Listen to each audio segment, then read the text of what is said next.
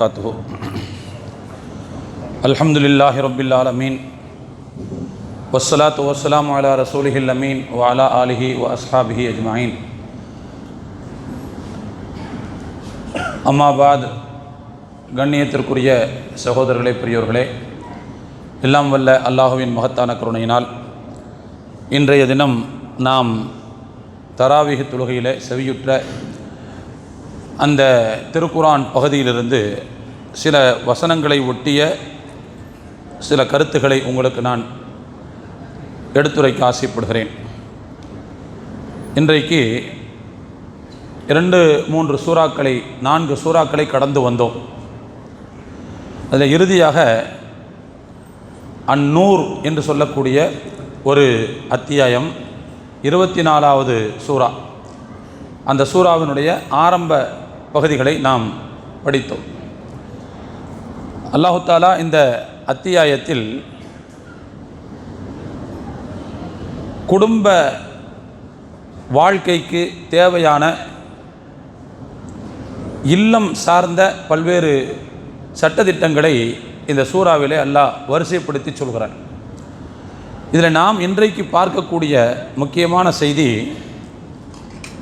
ஹஜ்ரத் ஆயிஷா ரலியல்லாஹு அன்ஹா அவர்களுடைய தூய்மையை பற்றி, அவர்களுடைய அப்பழுக்கற்ற கற்பொழுக்கத்தன்மையை பற்றி பேசக்கூடிய சில வசனங்களை, அதனுடைய பின்னணியைத்தான் நாம் இன்றைக்கு பார்க்க இருக்கிறோம். அந்த செய்தியின் மூலமாக நாம் பெற வேண்டிய படிப்பினை, சமகாலத்தில் நமக்கு இந்த வசனங்களும் வசனத்தின் பின்னணியில் இருக்கக்கூடிய அந்த வரலாற்று குறிப்பும் நமக்கு தர வேண்டிய சமகால பாடங்களை இன்றைக்கு நான் உங்களுக்கு எடுத்துரைக்க ஆசைப்படுகிறேன். அருமையான தோழர்களே, இந்த சூறாவில் 11 முதல் 20 வரை 10 வசனங்கள் முழுக்க ஆயிஷா ரலியல்லாஹு அன்ஹா அவர்கள் தூய்மையானவர்கள் அப்படிங்கிற கருத்தை உறுதிப்படுத்துவதற்காக அல்லாஹ் அருளிய வசனங்கள். ஏன் இந்த வசனங்களை அருள வேண்டிய தேவை ஏற்பட்டது? இதற்கு முன்பு நான் கேள்விப்பட்டிருப்போம். ஆனால் இருந்தாலும் வேறொரு கோணத்தில் இந்த செய்தியை உங்களுக்கு நான் சொல்ல விரும்புகிறேன். நமக்கெல்லாம் தெரியும், ஆயிஷா ரலியல்லாஹு அன்ஹா அவர்கள் மேலே ஒரு அவதூறு குற்றச்சாட்டு சுமத்தப்பட்டதை நாம் நன்கறிவோம். ரசூலுல்லாஹ்வுடைய வரலாறில் மிக பிரபலமான வரலாறு இது. ஒரு போருக்கு பெருமானார் ஸல்லல்லாஹு அலைஹி வஸல்லம் அவர்கள் போயிருந்தார்கள். எப்போதும் அவர்கள் போர் பயணத்தின் போது, எந்த பயணமாக இருந்தாலும் உடனே மனைவி அழைத்து செல்கிற பழக்கம் பெருமானார் ஸல்லல்லாஹு அலைஹி வஸல்லம் அவர்களுக்கு உண்டு. தனியாக பயணம் போக மாட்டாங்க. நம்ம தான் தனியாக போகிறதுக்கு ஜாலியாக இருப்போம். அவங்களாம் தனியாக போக மாட்டாங்க, மனைவியோட தான் போவாங்க. அப்போ எந்த பயணமாக இருந்தாலும் பெருமானார் ஸல்லல்லாஹு அலைஹி வஸல்லம் அவர்கள் மனைவியோடு தான் போவாங்க. உங்களுக்கு தெரியும், ரசூலுல்லாஹ்வுக்கு 1க்கு மேற்பட்ட மனைவியர் இருந்தாங்க. யாரை கூட்டு போகிறது? ஒரு பேச்சு வரும்ல. அப்போ என்ன செய்வாங்கன்னா, சீட்டு குலுக்கி போடுவாங்க. யார் பேர் வருதோ அவங்கள அழைச்சிட்டு போவாங்க. அப்போ குறிப்பிட்ட இந்த பயணத்தில் அப்படி சீட்டு குலுக்கி போடப்பட்ட போது ஆயிஷா நாயகி அவருடைய பேர் வருது. அவங்கள அழைச்சிட்டு போனாங்க.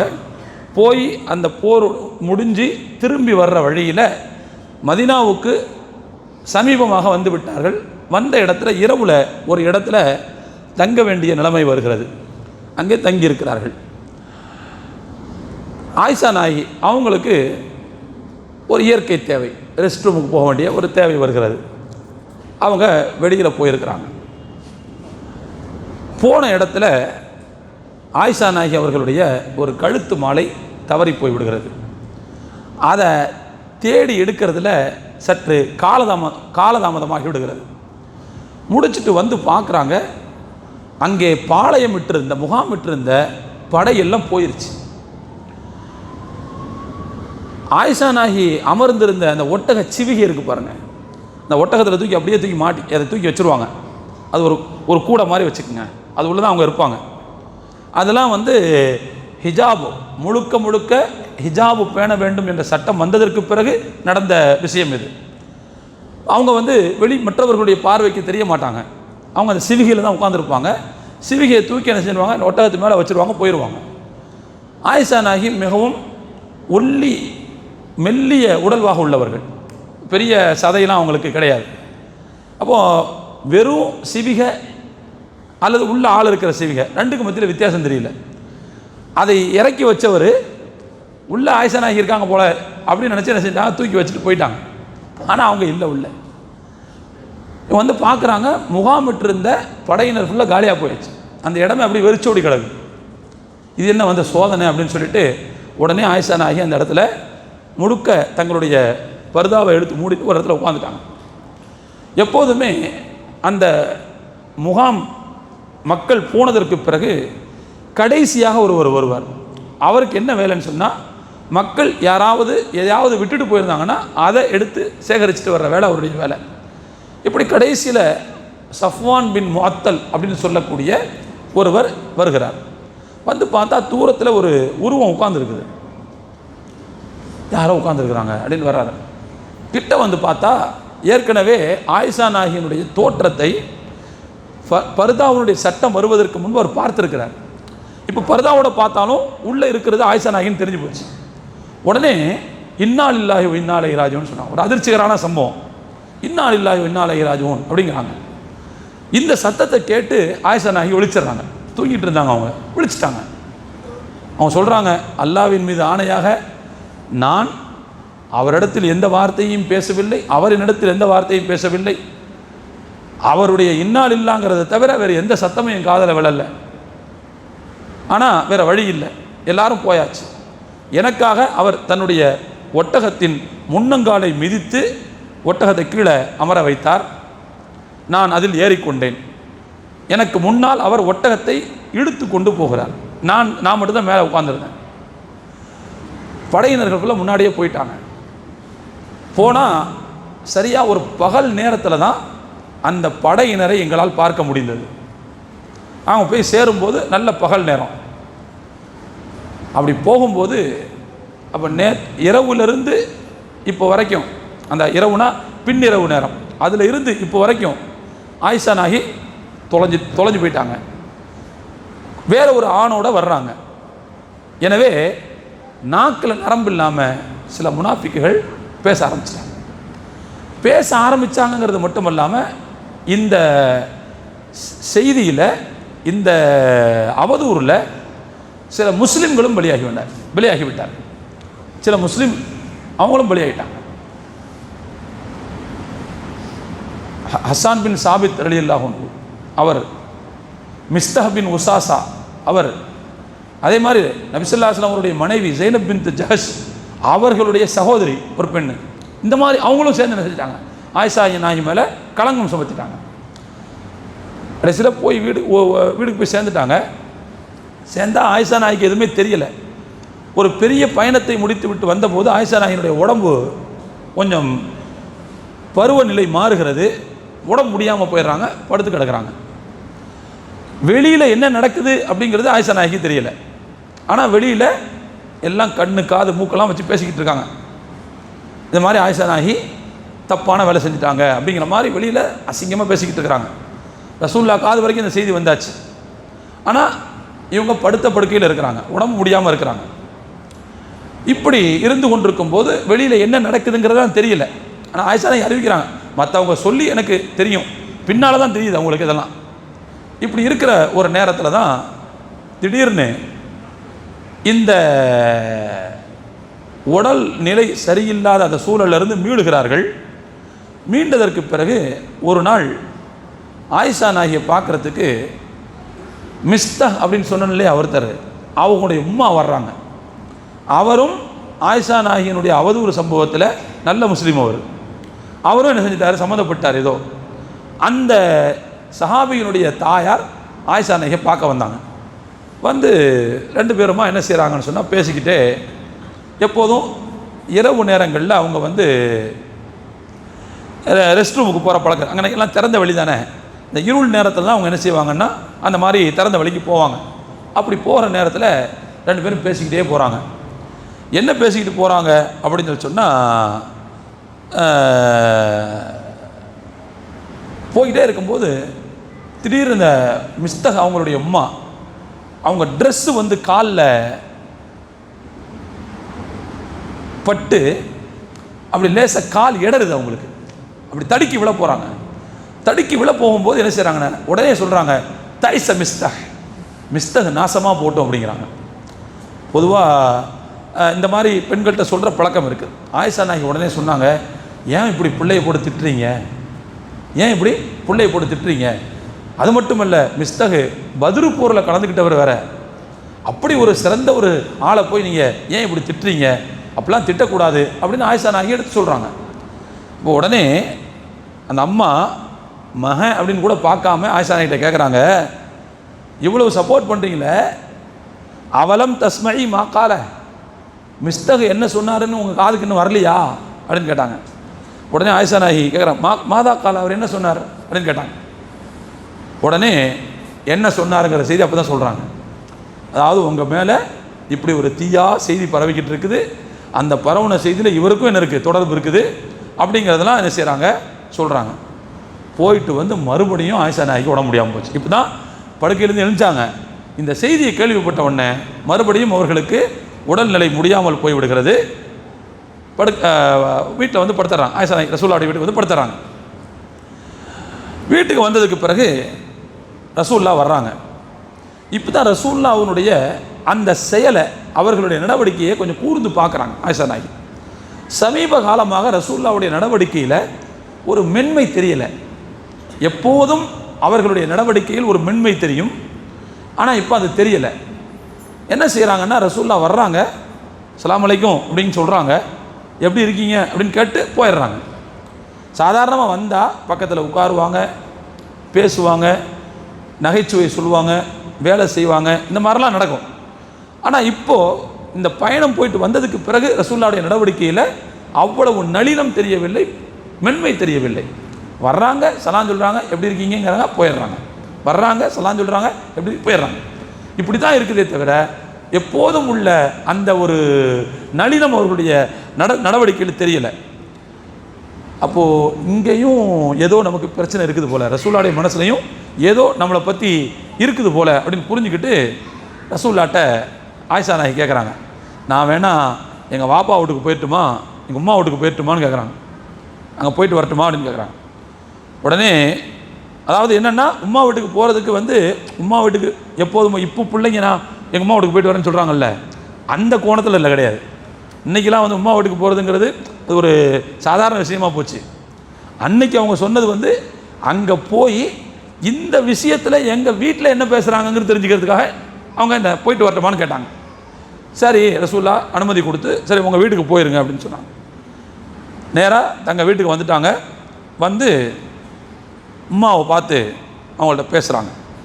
யா உம்மத்தா மாதா எத்தஹத்த சுன்னாஸ், மக்கள் என்ன பேசிக் கொள்கிறார்கள், இப்படி ஒரு செய்தி காட்டு தீயா பரவி இருக்கிற, எனக்கு இப்போ தானே தெரியும் என்ன நடக்குது, எனக்கு ஒன்றுமே புரியலை.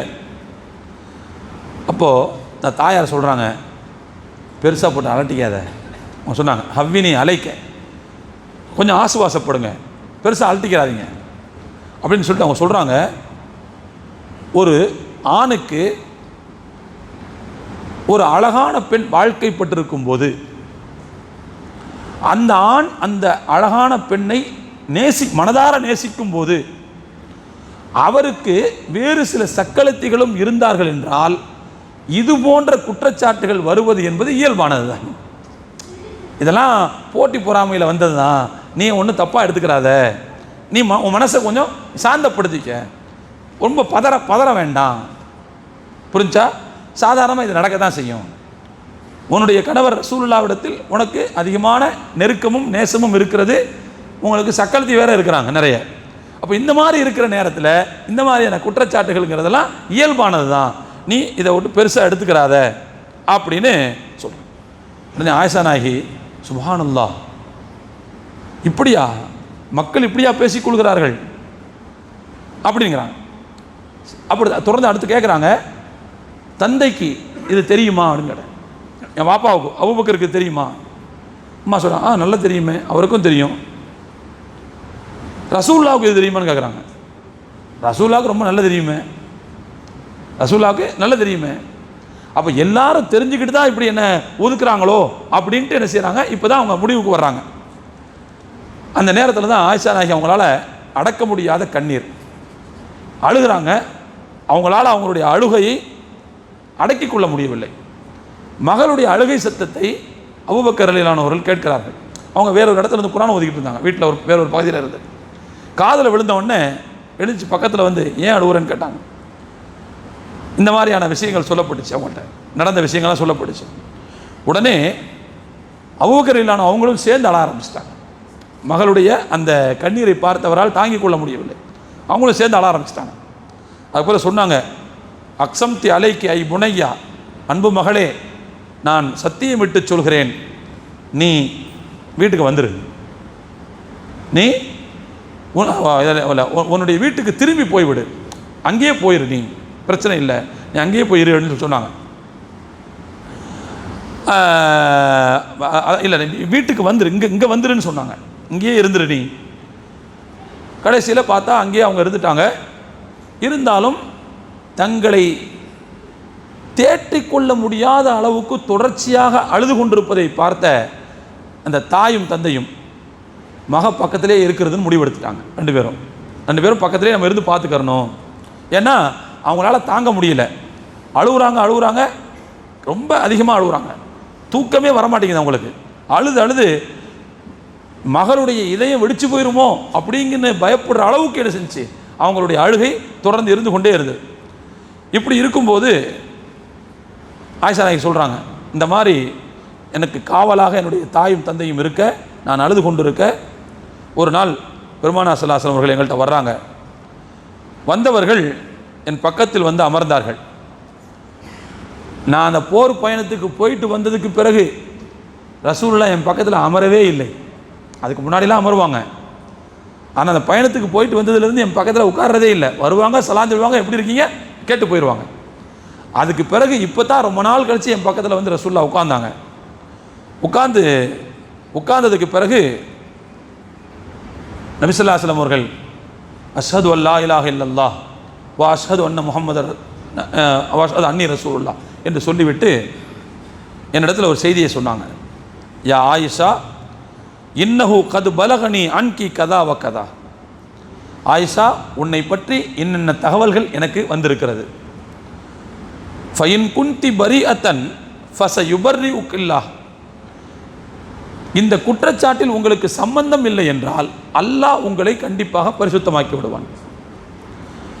ஒயின் குந்தி அல்மம்தி பிதம்பின், இந்த குற்றச்சாட்டில் உண்மை இருந்தால், இந்த இப்படி ஒரு குற்றச்சாட்டில் ஏதேனும் உங்களுக்கு சம்பந்தம் இருந்தால் அல்லாஹ்விடத்தில் பாவ மன்னிப்பு கேட்டு பாவமீட்சி தௌபா பெற்று விடுங்கள். அல்லாஹு தாலா யார் தன்னை திருத்திக் கொள்ள வேண்டும் என்று நினைக்கிறானோ அவர்களுடைய தௌபாவை கண்டிப்பாக ஏற்றுக்கொண்டு மன்னிப்பு வழங்குவான். அதனால் நீங்கள் என்ன செஞ்சிருங்க, அல்லாட்ட பாவ மன்னிப்பு கேட்டுருங்க அப்படின்னு ரசூலுல்லாஹ் சொல்லி முடித்தாங்க. சொல்லி முடித்ததுக்கு பிறகு ஆயிஷா நாயகி சொல்கிறாங்க, நான் அழுதுகிட்டே இருந்தேன். ரசூலுல்லாஹ் அந்த வார்த்தையை சொன்ன உடனே என் அழுகையில் அப்படி நின்றுச்சு. இனிமே கண்ணீர் விடுறதுக்கு கண்ணில் கொஞ்சம் கூட தண்ணி மிச்சமில்லை, எல்லாம் வந்தாச்சு, முடிஞ்சு போச்சு. இனிமேல் என்கிட்ட கொஞ்சம் கூட தண்ணி கிடையாது, அதனால் கண்ணிலேருந்து தண்ணியே வரலை. இப்போது நான் என்னுடைய தந்தையை பார்த்து சொன்னேன், ரசூலுல்லாஹ் இப்படி சொல்லியிருக்காங்க, என் சார்பாக அவங்களுக்கு நீங்கள் பதில் சொல்லுங்கள். என்னை பற்றி உங்களுக்கு தெரியும்ல, என் சார்பாக நான் என்ன சொல்லணுமோ அதை நீங்கள் சொல்லிடுங்க அப்படிங்கிறான். அபூபக்கர் ரலியல்லாஹு அன்ஹு வாயில் கையை வச்சுக்கிட்டு, ரசூலுல்லாஹ்ட்ட நான் என்ன சொல்கிறதுன்னு எனக்கு தெரியலம்மா, ரசூலுல்லாஹ் சொல்லியிருக்காங்க, அவங்கள்ட்ட என்ன சொல்கிறதுன்னு எனக்கு புரியலை, நீயே சொல்லிக்க பதில் அப்படின்ட்டாங்க. ஆயிஷா நாயகி தன்னுடைய அம்மாவின் பக்கம் திரும்பினார்கள். நீங்கள் பதில் சொல்லுங்கள் ஏன் சார்பா அப்படின்னா. அவங்களும் அபூபக்கர் ரலியல்லாஹு அன்ஹு மாதிரியே, ரசூலுல்லாஹ்வை எதிர்த்து என்னால் எதுவும் பேச முடியாது, அவங்கள்ட்ட என்னால் நான் எதுவும் சொல்ல முடியாது.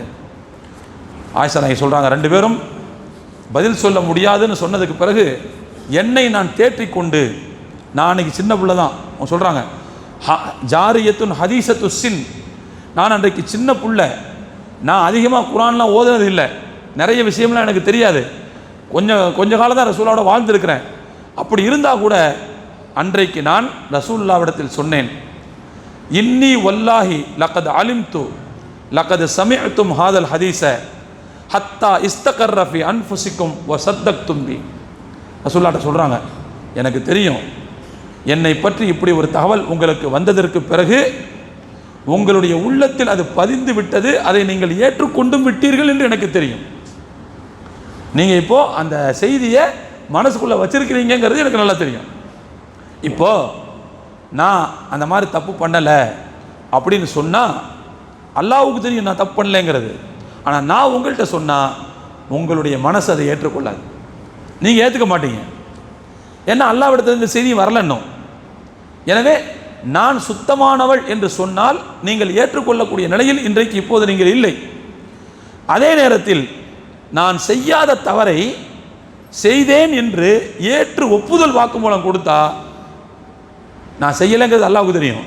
ஆனால் நீங்கள் ஆமாம் பரவாயில்ல அப்படின்னு அதை ஏற்றுக்குவீங்க. நான் செய்யலைன்னு சொன்னால் ஏற்றுக்க மாட்டீங்க, செஞ்சிட்டேன்னு சொன்னால் ஏற்றுக்குவீங்க. ஏன்னா அந்தளவுக்கு அவங்க உள்ளத்தில் செஞ்சிருச்சு, இந்த செய்தி போய் உட்கார்ந்துருச்சு. எனவே இப்பொழுது நான் என்ன பேசினாலும் பிரயோஜனம் இல்லை. என்னுடைய நிலை என்ன அப்படின்னா, தன்னுடைய மகனை பறிகொடுத்து விட்ட யாக்கூப் அலைஹிஸ்ஸலாம் அவருடைய நிலை தான் என்னுடைய நிலை. அவரை கிணத்துல தள்ளி விட்டுட்டு ஓனாய் தின்னுருச்சு அப்படின்னு அந்த சட்டையை கொண்டு வந்து ரத்த சட்டையை கொண்டு வந்து காட்டிட்டு சொன்ன நேரத்தில் யாக்கூப் அலைஹிஸ்ஸலாம் அவர்கள் என்ன சொன்னார்கள்? சபுருன் ஜமீல், அழகான பொறுமை தான் எனக்கு இருக்கக்கூடிய ஒரே வழி. வல்லாஹுல் முஸ்தான், அல்லாஹ்விடத்தில் என்னுடைய உதவியை நான் கேட்டுக்கொள்கிறேன் அப்படின்னு சொன்னாங்களா இல்லையா? அதுதான் என்னுடைய நிலை. நானும் சொல்கிறேன் சபுருன் ஜமீல், நான் அழகான பொறுமையை மேற்கொள்கிறேன், அல்லாஹ்விடத்தில் என்னுடைய கோரிக்கையை வைக்கிறேன். நீங்கள் சொல்லக்கூடிய அந்த விஷயத்திலிருந்து அல்லாஹ் என்னை தூய்மையாக்கி வைப்பான், இதுதான் என்னுடைய நிலைமை அப்படின்னு அவங்க வேகமாக பேசிட்டாங்க. இந்த செய்தியை சொல்லி முடிச்சிட்டாங்க. ரமையான தோழர்களே, ஆயிஷா நாயகி சொல்கிறாங்க, நான் தவறு செய்யவில்லை என்பது என்னுடைய மனசுக்கு நல்லா தெரியும். அல்லாஹ் நிச்சயமாக என்னை நிரபராதியாக ஆக்குவான் என்பதும் எனக்கு தெரியும். ஆனால் நான் என்ன நினச்சிக்கிட்டு இருந்தேன்னா, ஏதோ ரசூலுல்லாஹ்வுடைய கனவுல ஏதாவது வஹி வரும், செய்தி வரும், அவங்க சரின்னு சொல்லிடுவாங்க அப்படின்னு நான் நினச்சிக்கிட்டு இருந்தேன். ஆனால் மா குன்து அதுன்னு அன்னல்லாஹ முன்சிலுன் ஃபி ஷஅனி வஹ்யன் யுத்லா, நான் குற்றமற்றவள் நிரபராதி என்று மறுமை நாள் வரை ஓதப்படும் ஒரு வஹியை, குர்ஆன் வசனத்தை அல்லாஹ் இறக்குவான் என்று ஒருபோதும் எதிர்பார்க்கவில்லை. நான் சுத்தமான ஆளுன்னு மக்கள்லாம் கியாமத்து வரைக்கும் ஓதக்கூடிய வசனத்தை அல்லாஹ் இறக்கிடுவான்னு நான் ஒருபோதும் நினைக்கல. ஆனால் நான் சுத்தமானவங்க சொல்லி அல்லாஹு தாலா அந்த ஆயத்துகளை இறக்கினான். 10 வசனம் 24வது அத்தியாயத்தில் 11 முதல் 20 வரைக்கும். நான் அர்த்தம் சொன்னால் அதில் ஒரு அரை மணி நேரம் போயிடும். அதனால் நான் அந்த அர்த்தத்தை சொல்லலை உங்களுக்கு, நீங்கள் எடுத்து படிச்சுக்கங்க. 24வது சூரா சூரத்து நூர் 11 முதல் 20 வரை எடுத்து படிச்சுக்கங்க. முழுக்க முழுக்க ஆயிஷா நாயகி சுத்தமானவங்க அப்படிங்கிறத நிரூபிக்கிறதுக்காக அல்லாஹ் இறக்கிய வசனங்கள். இந்த வசனம் இறங்கியதற்கு பிறகு பெருமானார் ஸல்லல்லாஹு அலைஹி வஸல்லம் அவர்கள், இந்த வசனம் ரசூலுல்லாஹ்க்கு இறங்குது, இந்த செய்தி அபூபக்கர் ரலியல்லாஹு அன்ஹுவுக்கு தெரிய வருது, அவங்களுடைய மனைவிக்கு தெரிய வருது, ஆயிஷா நாயகி அம்மாவுக்கு தெரிய வருது. உடனே அவங்களுக்கு மகிழ்ச்சி தாங்க முடியல. ஆயிஷா நாயகி சொல்கிறாங்க, தன்னுடைய மகள் குற்றமற்றவர் என்கின்ற உண்மையை உலகுக்கு உணர்த்துவதற்கு அல்லாஹ்விடமிருந்து வசனங்கள் வந்துவிட்டன என்பதை தெரிந்தவுடன் என் தாய்க்கும் தந்தைக்கும் ஏற்பட்ட மகிழ்ச்சியில் அவங்க இறந்து போயிடுவாங்களோன்னு நான் நினச்சேன். அவ்வளோ மகிழ்ச்சி கொண்டாட்டம் அவங்களுக்கு. என்னை பார்த்து சொன்னாங்க, நீ தப்பிச்சிட்ட, நீ ரசூலுல்லாஹ்ட்ட ஆயத்து வந்துருச்சு, போன் என்று என்ன சொன்னாங்க. ஆனால் நான் எந்த சலனமும் காட்டவில்லை, நான் பதறவில்லை, நான் ஆடவில்லை, அசையவில்லை, அப்படியே அமைதியாக நான் இருந்தேன். பெருமானார் ஸல்லல்லாஹு அலைஹி வஸல்லம் அவர்கள் கடைசியில் என்ன செய்யறாங்கன்னா, என்கிட்ட வந்தாங்க. ஆயிஷா நாயகி ஆயிஷா நாயகி சொல்கிறாங்க, ரசூலுல்லாஹ் என்கிட்ட வந்தாங்க, சொன்னாங்க, அம்மல்லாஹு அஸ்ஸ வஜல்ல ஃபகத் பர்ரஅகி, அல்லாஹ் உங்களை குற்றமற்றவர் என்று நிரூபித்து விட்டான், வசனங்களை இறக்கி விட்டான் என்று ரசூலுல்லாஹ் சொன்னாங்க. அப்போ எங்கள் அம்மா சொன்னாங்க, ரசூலுல்லாவே வந்துட்டாங்க, நீ எழுந்துச்சு போ அவங்கள்ட்ட அப்படின்னு எங்கள் அம்மா என்ன பிடிச்சி தள்ளினாங்க. ஆனால் ஆயிஷா நாயகி சொல்கிறாங்க, லா வல்லாஹி லா அகூமு இலைஹி, ரசூலுல்லாவின் பக்கம் நான் எழுந்து செல்ல மாட்டேன். வலா அஹ்மது இல்லல்லாஹ, அல்லாவை தவிர வேறு யாரையும் நான் போக மாட்டேன். ஏன்னா அவங்களும் என்னை பற்றி நினச்சிட்டாங்கல்ல, நினச்சிருக்க கூடாதுல்ல, அவங்க நினச்சிட்டாங்க. எனவே அல்லாஹ்வை நான் புகழ்வேனே தவிர ரசூலுல்லாஹ் பக்கம் நான் எழுந்து போக மாட்டேன் அப்படின்னு அதாவது இந்த யோசிச்சு பாருங்கள், ஒரு பெண்ணுடைய ஸ்தானத்தில் இருந்து என்ன செய்யணும், இந்த விஷயத்தை யோசிக்கணும். என்ன ரசூல்லா பக்கம் எழுஞ்சி போக சொல்லி போக மாட்டாங்களே, என்ன ஒழுக்கு, அப்படி பார்க்கக்கூடாது. அவர்களுக்கு ஏற்பட்ட மனவேதனையிலிருந்து நாம் என்ன இதை பார்க்க வேண்டும். ஹைர், இது வரலாறு. இந்த வரலாறில் நமக்கு சமகால பாடம் என்ன அப்படிங்கிறத தான் நான் இப்போது உங்களுக்கு சொல்ல ஆசைப்படுகிறேன். தோழர்களே, ஒரு பெண்ணுடைய விஷயத்தில், அதுவும் அவர்களுடைய கற்பொழுக்கம் விஷயத்தில் அவதூறு வரும் என்று சொன்னால் ஒரு பெண்ணால் அதை தாங்கிக் கொள்ளவே முடியாது. மன அழுத்தத்தின் உச்சத்திற்கு போய்விடுவார்கள். மன அழுத்தத்தின் உச்சத்திற்கு போய். அதனால தான் இஸ்லாம் என்ன செய்யுதுன்னு சொன்னால், கற்பொழுக்கம் காக்கக்கூடிய ஒரு பெண்ணையோ ஒரு ஆணையோ அவதூறு சுமத்தினால் அந்த குற்றச்சாட்டுக்கு 80 கசையடி உண்டுன்னு மார்க்க சொல்லுது. ஏன்னா ஒருத்தருடைய வாழ்க்கையை அதை அப்படியே சிதைச்சிருது, சிதைச்சுக்கும், வாழ்க்கையினுடைய போக்கையை மாற்றிடும்.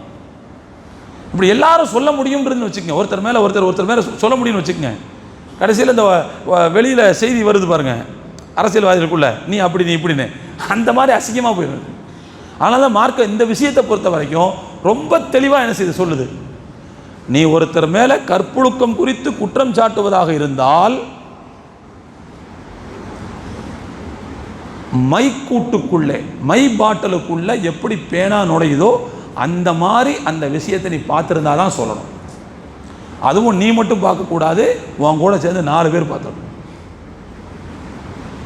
நீ பார்க்கும்போது உண்மையிலே நடந்துச்சு, ஆனால் நீ மட்டும் தான் பார்த்த, நீ வந்து சொன்னா உனக்கு உத 80 மார்க்க சொல்லுது. 4 பேர் சேர்ந்து சொல்லணும் அப்படின்னு. இதை இருக்குன்றதுக்கு காரணம் என்னன்னு சொன்னா தோழர்களே, ஒரு பெண் மீது அல்லது ஒரு ஆண் மீது கற்பொழுக்கம் குறித்து ஒரு குற்றச்சாட்டு வந்தால் அந்த குற்றச்சாட்டு என்பது வாழ்க்கையை மிகப்பெரிய அளவில் பாதிக்கும். அப்போ ஆயிஷா நாயகியினுடைய அந்த மனநிலைமை எப்படி இருந்திருக்கும்னு யோசிச்சு பாருங்க. அழுது அழுது அழுது அழுது வத்தி போச்சு தண்ணி. எத்தனை நாளா, கிட்டத்தட்ட ஒரு மாசமா அழுது அழுது அழுது அவங்க கண்ணீரே என்ன செஞ்சு தீர்ந்து போச்சு. அப்போ அந்த அளவுக்கு அவர்கள் மன அழுத்தத்தினுடைய உச்சிக்கே போய்விட்டார்கள். சரி, அந்த மன அழுத்தத்திலிருந்து அவர்கள் தங்களை எப்படி காப்பாற்றி கொண்டார்கள், அதை தான் நான் இன்னைக்கு பாடமாக சொல்லணும்னு நினைக்கிறேன். ஒரு மனுஷனுடைய வாழ்க்கையில் மன அழுத்தம் என்பது அதிகமாக பல்வேறு விஷயங்களின் மூலமாக வரும். ஆனால் இருக்கக்கூடிய மன அழுத்தங்களிலேயே ஒரு பெண்ணுக்கு கற்பொழுக்கம் குறித்து வரக்கூடிய குற்றச்சாட்டின் போது ஏற்படக்கூடிய மன அழுத்தம் தான் ரொம்ப ரொம்ப ரொம்ப ரொம்ப பெருசு. அதை தாங்கிக்கிறவே முடியாது அவங்களுக்கு. ஆயிஷா நாயகியினுடைய உதாரணமாச்சா, இதே மாதிரி மரியம் அலைஹிஸ்ஸலாம் அவருடைய வாழ்க்கையில் நீங்கள் யோசிச்சு பாருங்கள்.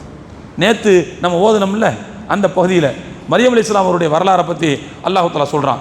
என்ன சொல்கிறான் அப்படின்னா, அவங்களுக்கு இயல்புலேயே ஜிப்ரீல் அலைஹிஸ்ஸலாம் அவர்கள் மூலமாக